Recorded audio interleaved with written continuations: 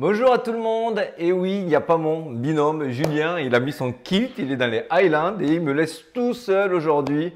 Et oui, en plus on prend bien la douche en ce moment, il lui la beau temps. Bon 1er mai à tous. J'ai acheté mon petit brin de muguet. Bon, on va essayer de vous donner le sourire, hein. Comme vous et comme tout le monde. On a pris cher ces derniers jours. Alors, on va vous expliquer. Je vous rassure tout de suite, il y aura du positif dans la vidéo. Mais avant cela, le traditionnel, s'il vous plaît, n'oubliez pas le like, le petit abonnement. Vous avez la petite cloche là-bas. Oui, ça fait un petit peu mendiant.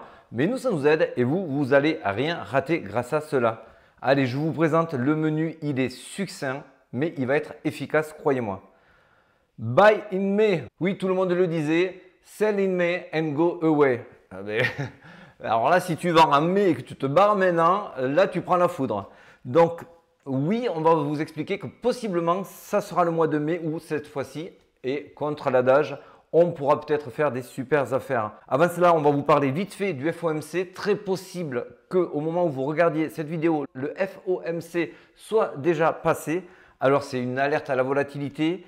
On va vous expliquer ça en détail. Puis, on reviendra bien sûr sur le Bitcoin. Qu'est-ce qui nous fait la grande question? Est-ce qu'on est sur un piège baissier? Est-ce qu'on est au contraire sur une forme de courbe parabolique qui ressemblera à de la réaccumulation? On vous dit tout ça tout de suite. Mais d'abord, on remercie Blofin et bravo aux gagnants de notre giveaway. C'était hier. Alors, il y a les numéros 1, numéro 2. Je n'ai pas le numéro 1 qui m'a contacté pour récupérer ces petits sous. Pour tout le reste, c'est bon, c'est en cours. Les 200 $ futurs, vous allez tous les recevoir si ce n'est pas déjà fait directement dans votre wallet.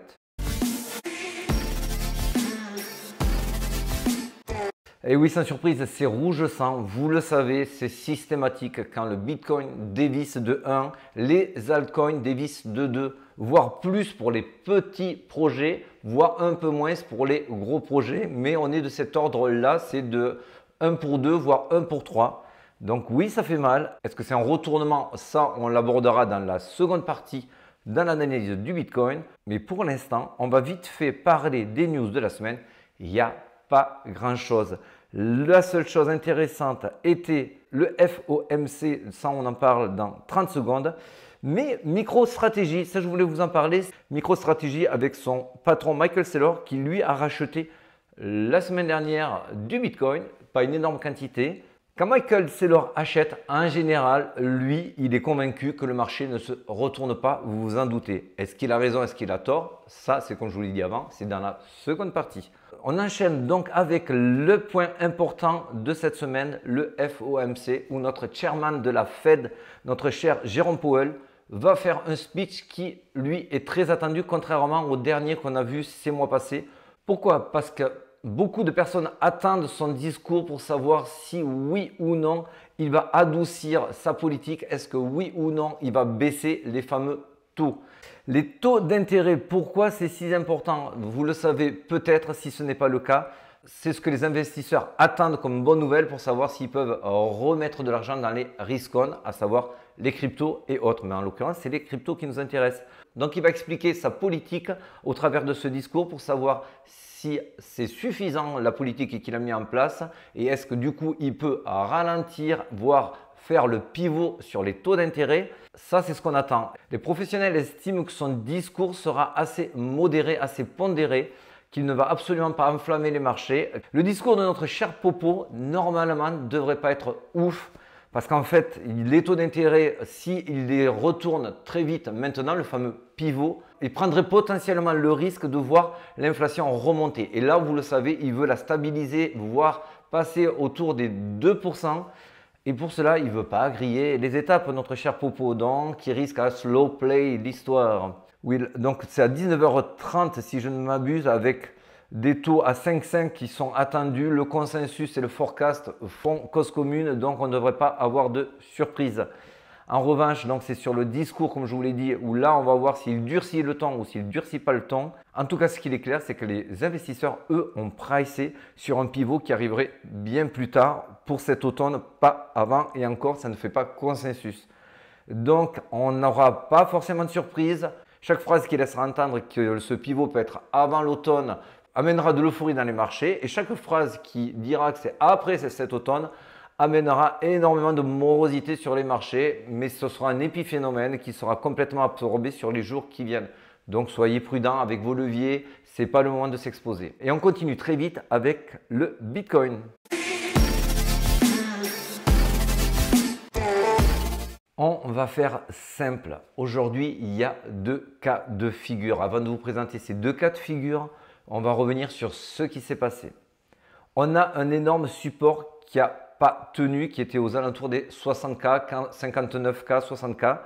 Ce support-là, c'est tout simple, c'est la limite à laquelle les nouveaux investisseurs, donc on parle de moins de 6 mois, ont acheté du Bitcoin et étaient en gain, voire énormément en gain. Et cette ligne rouge que vous voyez là, la fameuse STH, si on passe en dessous, c'est un risque critique. Pourquoi cette ligne rouge, la STH, les short term holders, est critique? Parce que si on passe en dessous, ça amène un sentiment au week-end, tous ceux qui ont acheté récemment, qui sont arrivés un petit peu après tout le monde. Donc ce ne sont pas des personnes averties, ce ne sont pas des personnes coutumières de la crypto ou du trading en général. Elles, dès qu'elles vont voir leur portefeuille passer à zéro, voire en dessous, vont paniquer. C'est les week-ends. Les strong ends vont s'emparer de leur bague. C'est ce qu'on appelle aussi le passage de la dumb money à la smart money. C'est classique. Alors, est-ce que c'est grave? Est-ce que cela peut imprimer un retournement de tendance? Ça va être un petit peu plus compliqué à déterminer. Là, sur ce graphique-là, vous voyez tout ce qui est en rouge, c'est les derniers achats qui ont été faits par les short-term holders. Donc, on le voit depuis les 45 000, 43, 45 000. Ils sont arrivés un petit peu après tout le monde et ont commencé à emmagasiner énormément de Bitcoin. Donc, effectivement, la smart money peut vouloir récupérer, comme à chaque fois, leur bague en les secouant. Et c'est ce secouage-là qui fait très peur aujourd'hui. Et c'est ce qui entraîne quasiment tout le temps un panic sell. C'est ce qu'on a eu ces derniers jours. Je vous le redis, les week-ends, donc les short-term holders, commencent à voir leur portefeuille fondre, voire légèrement négatif, panique, vendent en se disant que ça sera pire plus tard. Donc à ce moment-là, c'est les long-term holders qui récupèrent ces bagues. Donc la smart money de manière générale, c'est classique de monnaie, smart money, ça vous l'avez compris.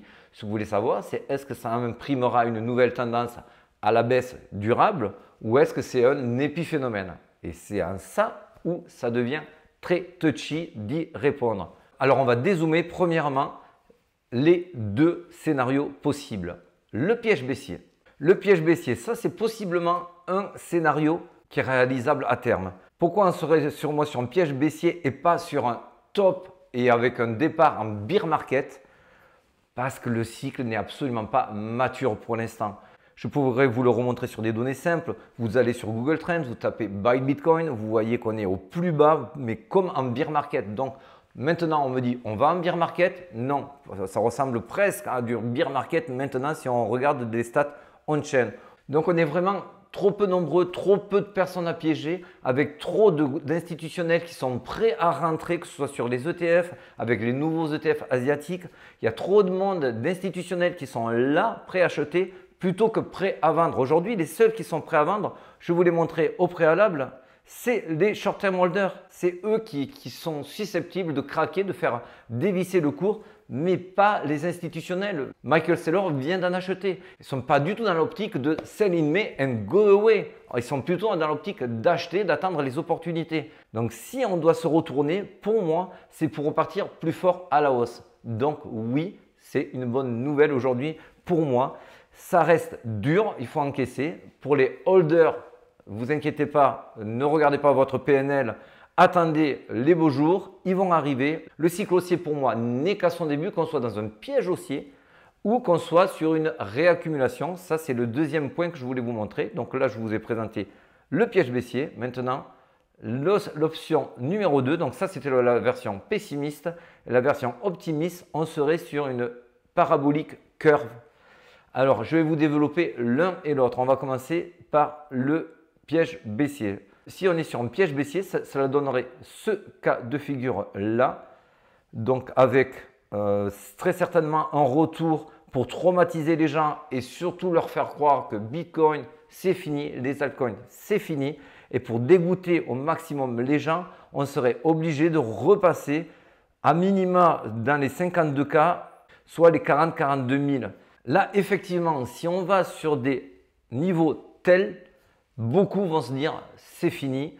Et c'est en ça le piège baissier, c'est que même les professionnels, les gens comme moi, les autres traders vont se dire bon ben là on s'est planté, là c'est sûr, c'est fini, c'est un piège baissier. À ce moment-là où il y aura que du fear et qu'il n'y aura plus du tout de grid dans l'index, à ce moment-là quand tout le monde dira c'est fini et plus personne n'en voudra, là le marché sera prêt à rebondir et rebondir de très belle manière. Ça c'est pour le cas de figure pessimiste pour le piège baissier. Donc pour le piège baissier, on serait effectivement à ce moment-là sur une Wyckoff distribution. On aurait fait le buy climax en mars et on n'aurait fait que dévisser. Vous pouvez voir effectivement que ça correspond trait pour trait à la pattern de Wyckoff distribution. Attention, et c'est là où c'est très important, on a exactement les mêmes départs de pattern, que ce soit un Wyckoff distribution ou que ce soit un Wyckoff réaccumulation. C'est super important de savoir cela. Donc aujourd'hui, suivant votre biais, si vous voulez voir de la réaccumulation, vous allez voir de la réaccumulation. Si vous voulez voir de la distribution, vous la verrez également. C'est votre biais qui va vous donner cette direction-là. Et c'est en ça que c'est un problème. Mais le on-chain peut vous aider à y voir un petit peu plus clair. C'est pour ça que je vous ai parlé pour l'instant qu'il n'y a pas beaucoup de monde dans le train et que le train, aujourd'hui, on ne décharge, à mon sens, je dis bien qu'à mon sens, que les week-ends, les mains faibles. On va sur le second cas de figure, la courbe parabolique. C'est magnifique, il est joli ce petit graphique. Ça nous donnerait quoi? On serait sur un schéma comme celui-ci. Ce n'est pas plus idiot que l'autre, croyez-moi. Ça peut paraître très optimiste, mais en soi, ça a du sens. Pourquoi? Parce qu'il est clair, je suis un logarithme daily, pour ceux qui veulent vérifier les datas. On aurait effectivement les trois bases qui seraient dessinées. Alors je vous le concède, la base 3 peut également être la base 4 et à ce moment-là, on n'irait pas aussi haut que le sell-off que je vous ai mis, mais on s'arrêterait au niveau de la base 4. Pourquoi? Parce qu'en fait, ici au départ, certains considèrent les 20-25 000 ici comme la base 1. Là, vous voyez, je vous ai marqué base 1, mais en fait, au pied de la base 1, que je vous entoure ici, cette zone-là peut être considérée comme la base 1. Et la base 1 que je vous ai marqué ici, c'est la base 2, et etc., etc. Donc, on pourrait être potentiellement ici en base 4. Il ne resterait plus qu'un pump définitif à faire et revenir. Ça, c'est la version optimiste. Si on est sur cette version-là, là, ça voudrait dire qu'en ce moment, nous sommes en réaccumulation de Wyckoff. Ça donnerait sur ce graphique, comme je vous ai présenté sur le graphique de Wyckoff distribution, les mêmes départs, à la différence que le spring ici serait marqué et qu'on devrait repartir à la hausse. Et c'est en ça où on peut avoir vraiment un élément déterminant pour savoir où on se situe actuellement. Le spring, je vais vous donner la définition. Allez, même, je suis gentil avec vous, je vous le mets en français à l'écran. Bien sûr, le spring, il nous le traduisent en printemps, mais vous aurez compris. Et la phrase qui m'intéresse le plus, donc, c'est à ce moment-là qu'un test rigoureux des plus bas se produit à nouveau, afin de tromper les participants en leur faisant croire que la tendance reprend à la baisse. C'est mal traduit, c'est repart à la baisse. À partir de là, le prix devrait réagir en récupérant rapidement le niveau structurel perdu auparavant. C'est la clé. Si on ne récupère pas les niveaux structurels perdus ces derniers jours, effectivement, bye bye la réaccumulation, bonjour la distribution. C'est un point essentiel qu'il faut retenir aujourd'hui sur tout ce que je vous raconte. On doit récupérer le niveau des 59 000 à 60 000 assez rapidement, cette semaine pour moi. Si on ne le fait pas et qu'on s'enfonce, les week-ends vont paniquer de plus en plus, vont vendre de plus en plus, enfoncer le cours. Je vous le remontre une dernière fois, vous avez sur la gauche tout ce qui est accumulation, réaccumulation et sur la droite, distribution, redistribution. C'est pour ça que pour l'instant, il est assez compliqué de faire du court terme et de faire des projections sur plusieurs heures. Aujourd'hui, on a déplacé le Fibonacci. Si vous regardez le Fibonacci, je l'ai pris sur le dernier mouvement non cassé, puisque là, on prenait le mouvement d'avant, donc ici, jusqu'à la pointe de la TH. Mais comme on vient de le casser par le sud aujourd'hui, on revient sur l'ancien plus bas. L'ancien plus bas était à 50 500 et on trace le Fibo de 50 500 à 73 000 et quelques. Sur ce Fibo-là, quand vous tracez ce Fibo-là, nous sommes en reload zone, donc la zone où les professionnels réachètent. Donc pour moi, aujourd'hui, ce n'est pas la panique extrême. Bien sûr, vous le savez, je ne voulais pas qu'on passe et qu'on s'installe en dessous des 60 59 000. Aujourd'hui, on y est. Donc pour moi, il faut à tout prix qu'on récupère ces niveaux-là. Tant qu'on ne les a pas récupérés, c'est compliqué de se projeter sur du moyen terme avec bien sûr cette zone-là qu'il faudra traverser. Donc je vous le redis, c'est entre 59 000 et 60 000. Je voulais zoomer ici. En ce qui concerne l'order flow, les fundings sont vraiment minimes, donc eux ne vont pas driver le marché. Pourquoi je vous montre aujourd'hui l'order flow? C'est surtout pour vous montrer le CVD spot. Vous voyez par rapport au CVD futur, on voit quand c'est de la manipulation, quand le CVD futur en rose chute plus ou monte plus que le CVD spot ici en jaune. Et là, c'est le CVD spot qui a fortement dévissé. C'est pour ça que là, on peut vraiment parler de panic sell chez les week-ends. C'est le graphique que je vous ai présenté en dessous. On passe en dessous des 60 000. C'est la limite où beaucoup passent déficitaires. Donc, ils ont paniqué, donc ils ont vendu fortement. Est-ce qu'on va s'arrêter là? Aujourd'hui, c'est dur à dire, mais je vous le redis. C'est un niveau qu'on doit récupérer très rapidement pour redonner de la confiance aux boules et revenir sur un schéma de réaccumulation. Voilà, pour moi, c'est tout. Je crois que je vous ai tout dit aujourd'hui. Faites attention à la volatilité ces prochains jours. Et je vous dis à la semaine prochaine avec notre cher Julien. Petit coucou à ce sujet et je vous dis à très vite sur Telegram. Ciao à tous.